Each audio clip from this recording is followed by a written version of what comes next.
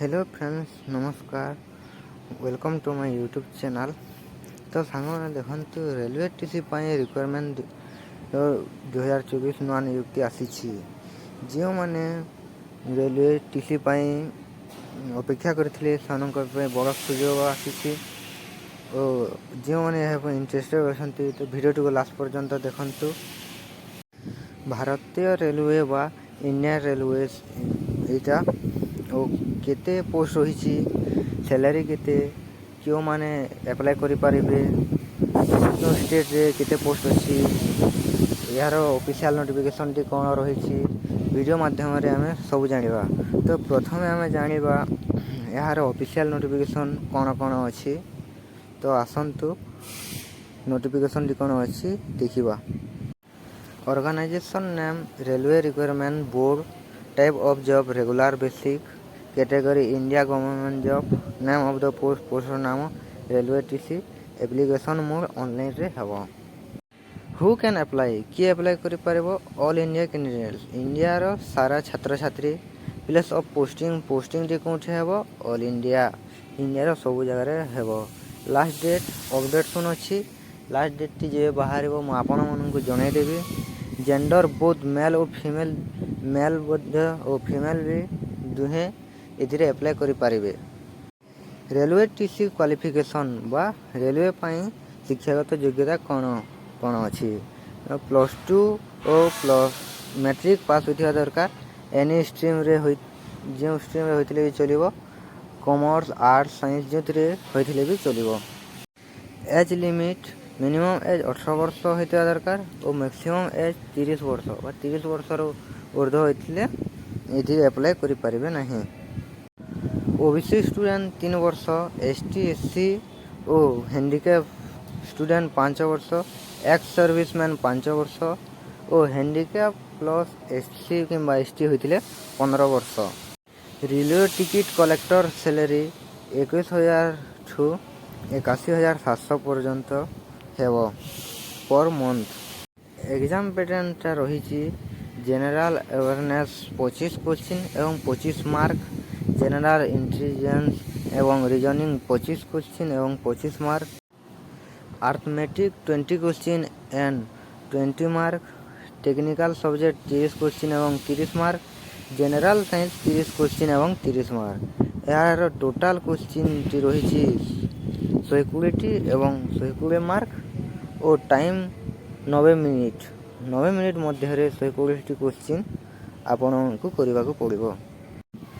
General awareness syllabus 1 number famous place in India 2 science and innovation 3 new invention 4 selective observation 5 history of India 6 geography of India 7 controls of capitals 8 national and international current affair 9 Indian culture 10 international issues 11 national news current 12 political science 13 economical issues in India 14 world organisation 15 about India and its negotiable country 16 railway TC syllabus general intelligence 1 space visualisation 2 problem solving 3 decision making 4 relationship concept 5 non verbal series 6 theoretical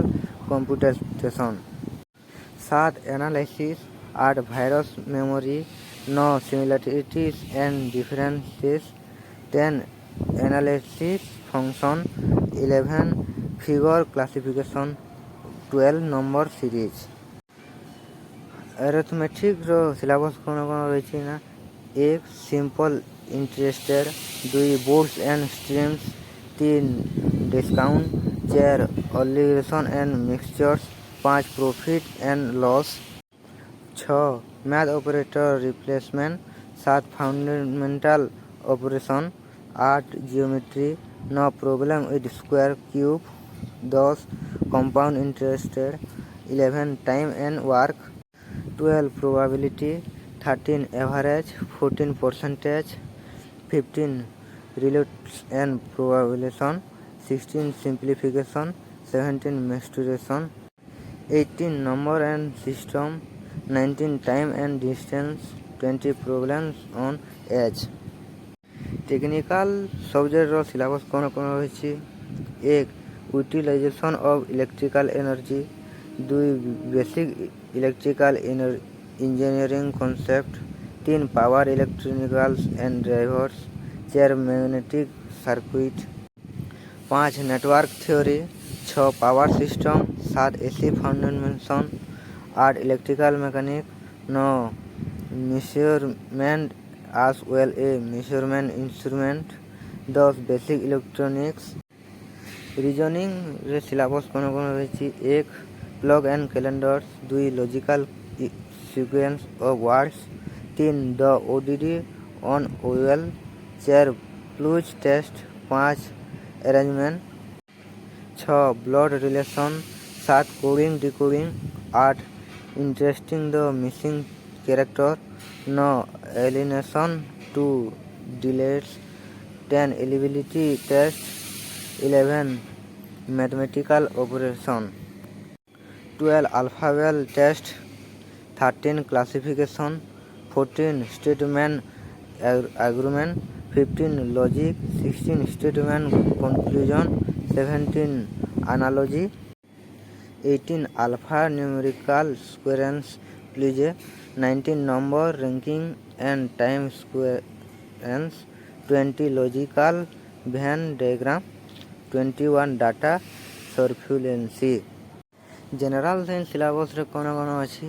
physics 1 mechanics of rigid bodies, system of particle, centre of mass, angular momentum, equation of motion, 2 mechanics of particles, law of motion, conservation of energy and momentum, 3 electricity and management, 4 waves and optics, interference and definition, polarisation, 5 terminal and statistical physics.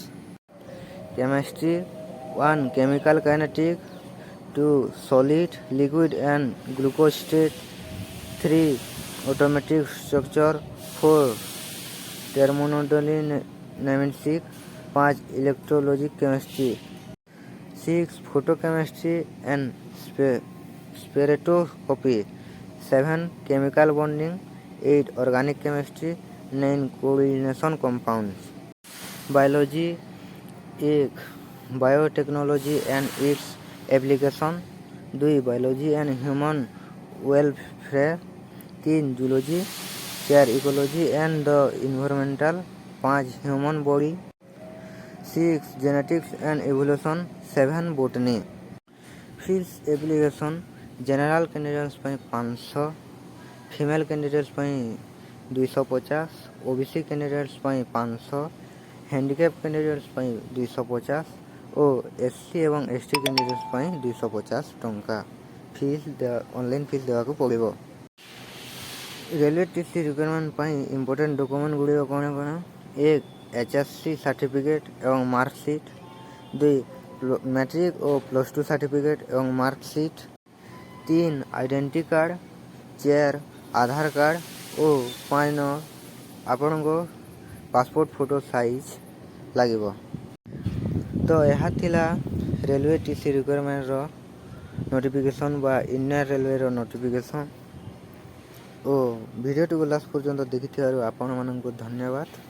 ओ आपण को ओडिशा किंबा India government job विषय किसी जाना अच्छी तो आम channel को सब्सक्राइब करंतु एवं लाइक करी कमेंट करंतु।